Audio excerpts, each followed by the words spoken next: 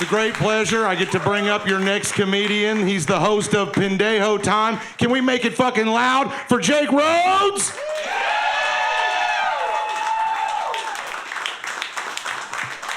God damn, Keith Ray, everybody. Fucking A, man. Keith makes me feel at home. Like, you move to Austin, it's still Texas, but it's Austin. You know what I mean? It's guys that look like me run this place now. You know what I mean?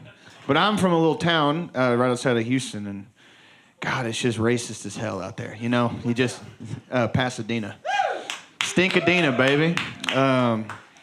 I love Pasadena because you can meet a rare Pokemon type of man out there. It's a guy whose parents were born in Mexico, and he fucking hates Mexicans. He hates Mexicans more than my white dad did.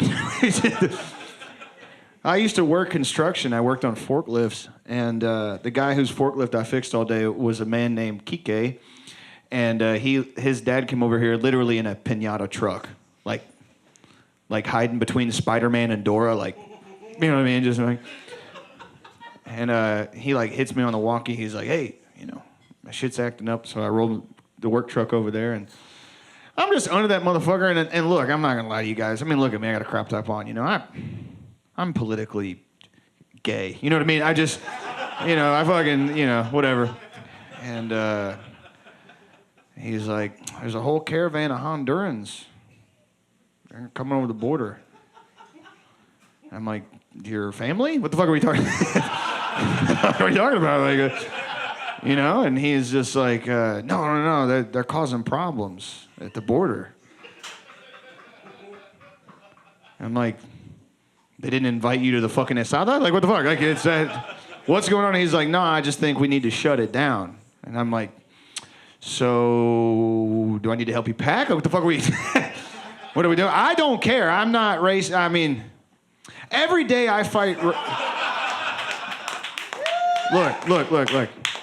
Every day I fight racism like Willem Dafoe fought the Green Goblin serum. You know what I mean?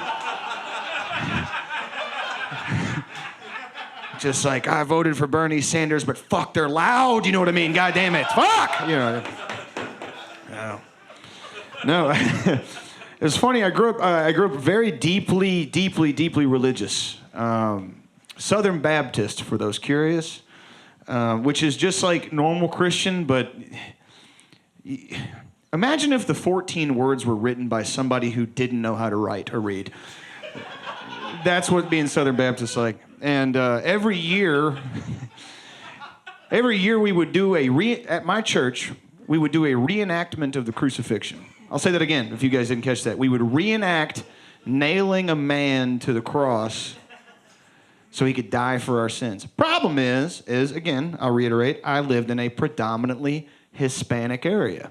So pickings for Jesus were slim, because remember, this is Southern Baptist. Jesus is white, baby. There ain't a tinge of darkness, that motherfucker. He came out that cave pale as alabaster. Anyway. And I remember every fucking year, dude, they would just let my dad's friend Big Mike be Jesus. Because he had long hair. Like, he was like one of those long-haired, like, shit-kicker dudes. And it looked like Keith, kind of. Imagine Jesus who's Keith Ray. Hey, motherfucker, I'm here to absolve the shit out of you guys. Can I get my dick sucked, though? Anyway, I remember every year, though, Pontius Pilate was hard to find. Because Pontius is a key character. Those of you know your Bible. If you don't, Pontius was the guy that was like, fuck, I got to kill this motherfucker. Okay, we got to get his ass.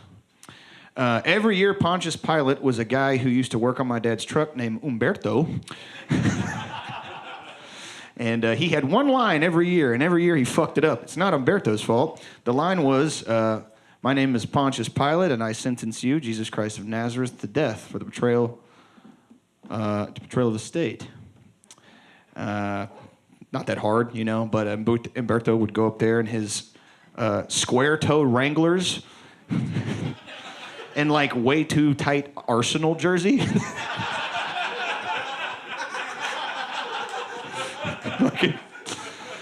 And he just kind of waddled. He was like 4'11", 320, you know what I mean? It's just like, just built for war, you know what I'm saying? Like, motherfucker would waddle up there like, my name, Bones, is... same things you, Jesus Christ. He was real shy, so he's looking at his feet, you know, just... I seen things you today. I sorry. Oh my God. Anyway, fucking goddamn, dude. I've been really liking all these motherfuckers that they're trying to get to kill the Trump. I love these fucking guys because my mom. Listen, my mom again. Like I grew up very right wing, very conservative. My mom is, she watches like registered nurse TikTok all day. I don't know if you guys know what I'm talking about. But it's women who are like, my cousin works at Department of Homeland and they're putting gay liquids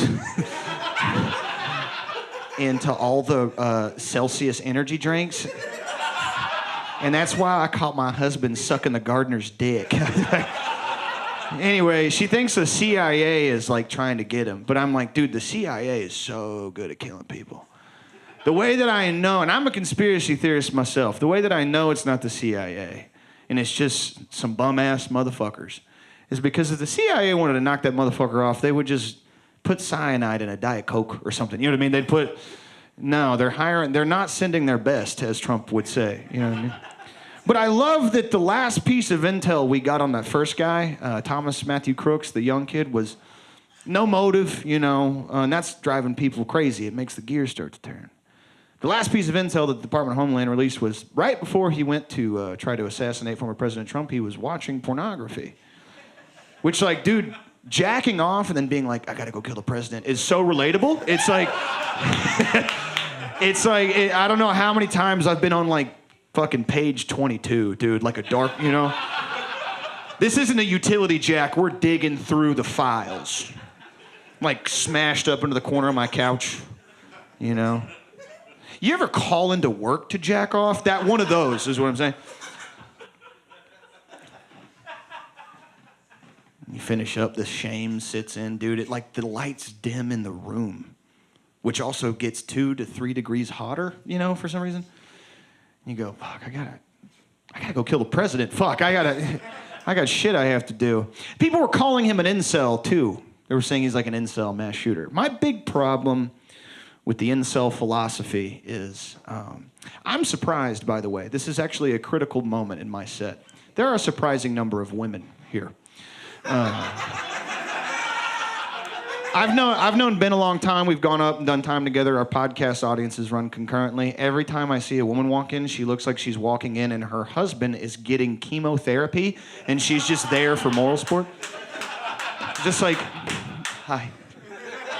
Hi. And he's like, and she's like, I forgot to feed him his gabapentin before he...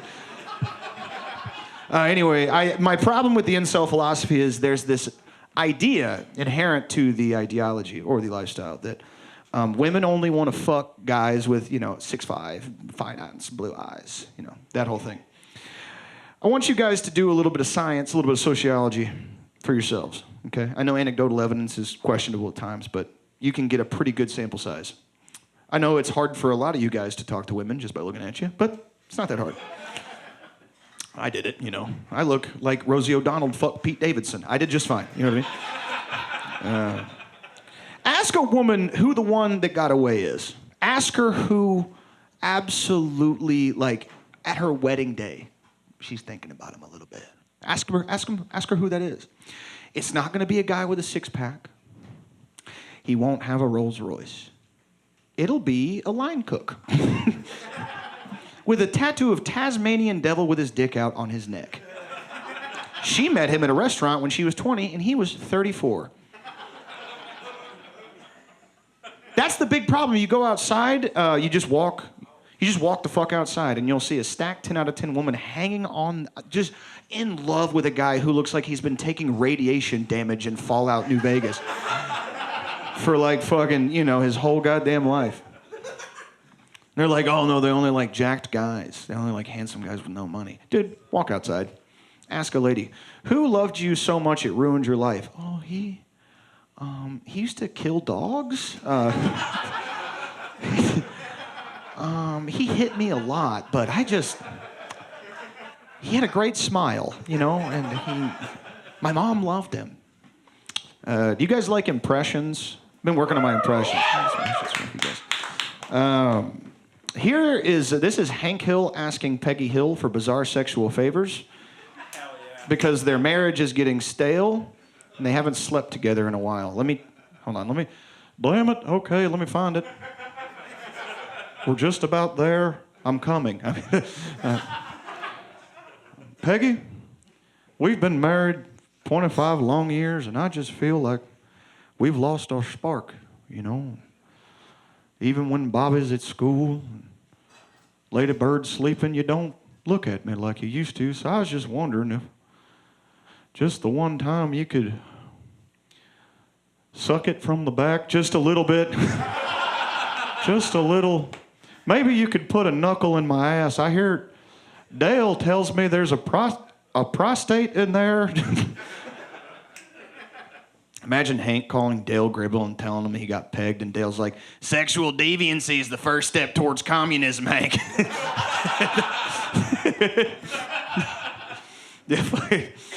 Oh, fuck. One of the things that I love about being in Texas, and if you're from here and you're from the state, there's two types of trucks you encounter, driven by two different types of men. And they're just trucks, Trucks at different heights off the ground. Lifted truck, white guy, Tanner, Connor, Ryan. A guy you want to rape. You want to kill him, you know what I mean? It's beyond a fist fight. You want his body to, burn, you know what I mean? Lifted truck, racist, white.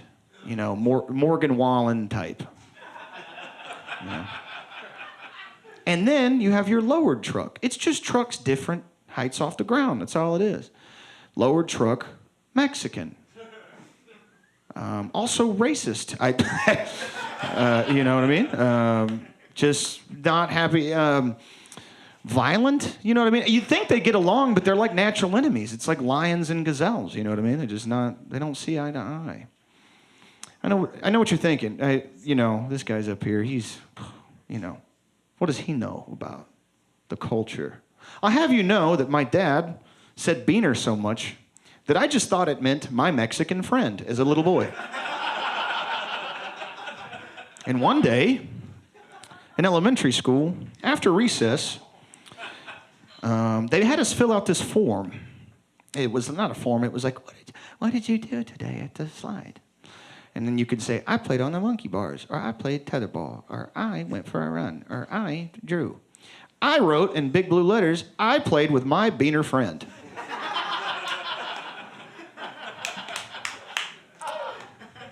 Me and my beaner friend looked at ducks, and he very beanly gazed eastward. I don't know. Anyway, I remember, again, for context, my dad was just one of those guys that was like, I just don't like how they talk. You know what I mean? It's not intelligent racism. It's just like, hey, man, you ever go get a sandwich and they're just out? And you're like, what? Fuck. What do you mean they're out? They fucking eat, dude. Anyway, I know that we're all older. I don't know if you guys remember when you were in trouble by an adult and they were trying not to laugh. I took to the principal's office, and the principal was this state trooper guy, just red forever. You know what I mean? Just fucking high and tight, huge buys and tries, and then a belly that had its own gravitational field. And Miss Penelope's last name was Rodriguez. I think she had beef with me for some reason. I couldn't figure it out why. And she was like, I have to tell you something. Mr. Jacob, little Jacob here, has something that he would like to say to you. And the principal was like, what? And she was like, tell him what you said. And I was like, well, I was outside and I got on the slide, and then my friend Marcus came around, and he's my beaner friend, and everybody's mad at me now. And he goes, oh, just like that, which is just old racist white guy for I gotta be serious right now. And I don't want to. Hey, fuck, that's funny as shit. Anyway, so they calls my dad on the phone. And I'm real nervous because, like, my dad was a quintessential Texas American guy. He smoked crack for 30 years and then was like, this place sucks, and then he killed himself. You know what I mean? Just clap. The most masculine thing you can do, you know? And standing ovation. And so the principal calls my dad, and he goes, Mr. Rhodes, I got to speak to you about something. Your son's been using a nasty... Well, your son was playing it with his friend, and I just feel as though we need to have a conversation about how y'all are talking at home, because he used a word that I don't like to repeat, but it's just something we don't say. And he had him on speaker. And my dad goes, faggot?